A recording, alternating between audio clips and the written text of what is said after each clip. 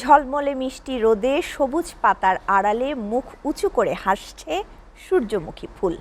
মৌমাছিরাও মনের আনন্দে আহরণ করছে মধু। নয়ন জুড়ানো এই দৃশ্যে সবার সাথে খুশি কৃষকরাও। আর কম খরচে ফলন ভালো হওয়ায় সূর্যমুখীর মতো হাসছেন কৃষকরাও।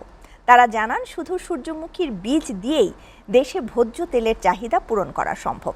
ফলে দিন দিন সূর্যমুখীর চাষে কৃষকদের আগ্রহ বাড়ছে।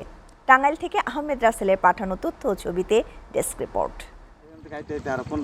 চলতি মৌসুমে কৃষি প্রণোদনার আওতায় টাঙ্গাইল সদর উপজেলার কাকুয়া ইউনিয়নের দক্ষিণ গয়লা দুর্গম চরাঞ্চল সহ বিভিন্ন এলাকায় প্রায় ৪৫ হেক্টর জমিতে হাইব্রিড জাতের TSF ২৭৫ জাতের তেলজাতীয় সূর্যমুখী চাষ হয়েছে। আবহাওয়া অনুকূলে থাকায় গতবারের মতো এবারও সূর্যমুখীর ফলন বেশ ভালো হয়েছে। এতে খুশি চাষিরাও। সবার আশা, ভোজ্য তেলের চাহিদা পূরণ করবে সূর্যমুখী।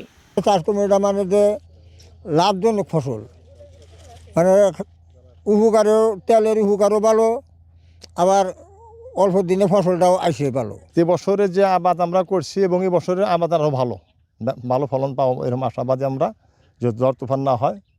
এবং আমাদের এই আবাদ দেখে অন্য কৃষকরা উদ্যোগ নিচ্ছে, তারা করবে আবাদ।